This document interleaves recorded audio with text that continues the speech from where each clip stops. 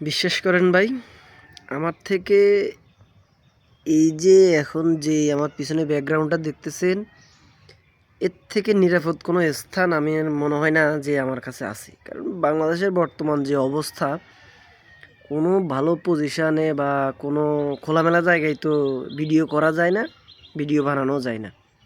কারণ যে অবস্থা বর্তমান সময়ে পুলিশ করতেছে, দেখাইতেছে যে জুলাই আন্দোলনে যে এদেরকে যে উল্টা করে লটকায় রাখছে, এটা তো আসলে খারাপ কিছু না। এটা তো এটার পক্ষে পুরো বাংলাদেশ।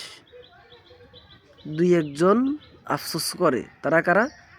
তারা ওরাই আজকে যে পুলিশগুলো মারতেছে, এরাই আফসোস করতেছে। আমার মনে কি হয় জানেন, আমার আশেপাশে যদি এরকম কোনো পুলিশ থাকতো, দইরা তার সদ্য গোষ্ঠী সহ উল্টা করে নিতাম। যে পুলিশগুলো এখন বর্তমান সময়ে এই একটা পরিস্থিতি করতেছে, এরা আন্দোলন করতেছে, করুক। নির্বাচন হওয়াটা দরকার, কারণ নির্বাচন মানে নির্বাচন চাচ্ছে না এক পক্ষ, সেটা আমরা জানি। নির্বাচন হওয়া দরকার। তবে ডক্টর ইউনূসের হাত আছে এর পিছনে। ডক্টর ইউনূসে এখন পর্যন্ত হাদি মারা যাওয়ার পিছনে কোনো কাজই করে নাই। সে তার নির্বাচন সেই সবগুলা দেখে গেছে। পুলিশ, একটা পুলিশ সে ছাঁটাই করছে, করে নাই। কোনো পুলিশ সে ছাঁটাই করে নাই। যতদিন ছাত্রলীগ পুলিশগুলা আছে, ততদিন দেশ কোনো শান্তিতে থাকবে না। কারণ নিয়ন্ত্রণ তো সরকার করতেছে না, পুলিশ নিয়ন্ত্রণ করতেছে তো অন্য কোনো দল। সেনাবাহিনীর প্রধান যেখানে আছে আওয়ামী লীগে জড়িত, সেখানে ভালো কিছু হবে? সিস্টেম করেই কিন্তু সেনাবাহিনী কাজ চালায় যাবে। অন্য কোনো দল আসলেও সেনাবাহিনীর প্রধান যতক্ষণ থাকবে, ততক্ষণ দেশে কোনো কিছুই বিশ্বাস করা যাবে না। এখন বর্তমান সময়ে পুলিশগুলো যেভাবে মানে মারতেছে, কি এরা মনে হয় যেন দীর্ঘ এই যে 1.5 বছরের শত্রুতা জমা রাখছে, কোন সময় একটা সুযোগ পাবে, কোন সময় এর প্রতিশোধ নেবে। এর আগে সেনাবাহিনী যখন ওই যে বিপিনুরকে মারছিল, তখন বলছে কি জুলাই বইরা দিমু। এরা কে? এটা কি সাধারণ পুলিশ বলছে, সাধারণ সেনাবাহিনী বলছে? না, এরা ওই ছাত্রলীগের ভিতরে যারা ছিল তারাই বলছে। যারা চাকরি পাইছে 17 বছরে, তারাই এগুলা করছে। আমরা কি বুঝি না এগুলো? বর্তমান সময়ে পুলিশ যেভাবে করতেছে, পুলিশ মনে করেন আমরা দেখতেছি কিছু পুলিশ ভালো, কিছু পুলিশ ভালো না। হ্যাঁ, আছে কিছু পুলিশ ভালো আছে। এখানে আওয়ামী লীগ, জামায়াতের, বিএনপির অনেক লোক আছে। কিন্তু 17 বছরে যে পুলিশগুলো গেছে, মনে হয় না এখানে বিএনপির, জামায়াতের কোনো পুলিশই আছে।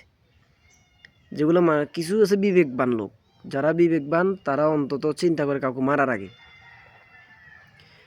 আমার গায়ে আঘাত করলে আমি মারবো, কিন্তু আমার গায়ে আঘাত না করলে আমি কেন মারবো?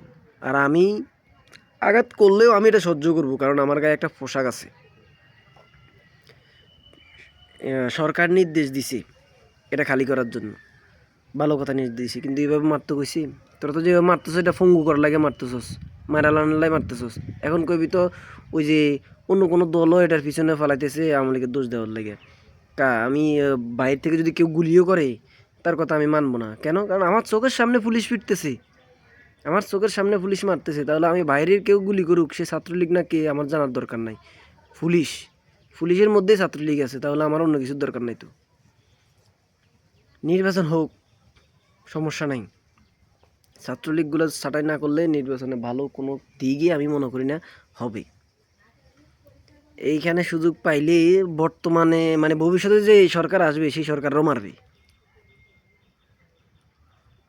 এই যে আপনারা দেখেন 2009 সালে যখন তত্ত্বাবধায়ক সরকারে যে বিজিবি যে নিয়োগটা দিছিল, বিডিআর আর কি, সেনাবাহিনীর সাথে যুদ্ধ লাগে কী করছিল?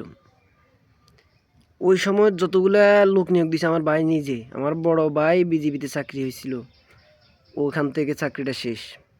এটার পিছনে কার হাত ছিল? শেখ হাসিনার হাত ছিল না?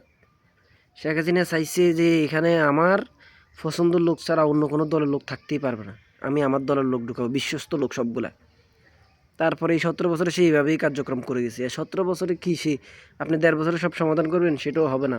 তবে দরকার ছিল জুলাই আন্দোলনে যারা পুলিশগুলা ছিল, এখান থেকে 50%ও যদি হয় ছাঁটাই করে আপনি দরকার প্রয়োজন আরও 50% নিয়োগ দিতেন। জুলাইয়ের পরে 50% নিয়োগ দিলেও এখানে খারাপ কোনো পুলিশ থাকতো না, অন্তত ভালো পুলিশগুলো থাকতো।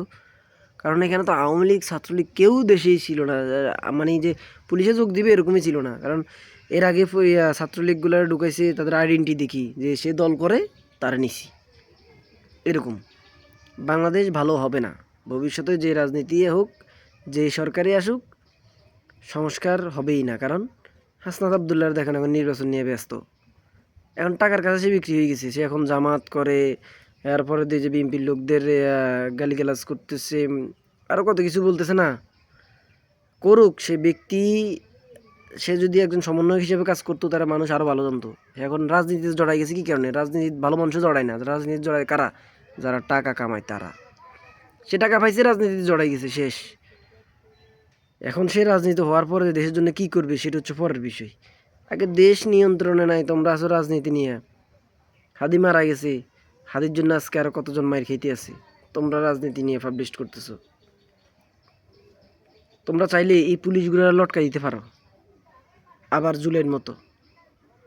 যাই হোক, বাংলাদেশ এটা হবে, দেখবো, আমরা চলতেই থাকবে। এটা নিয়ে মাথা ঘামাই তো লাভ নেই আমাদের, কারণ সরকার এখানে যে মাথা ঘামাবে সে মারা যাবে।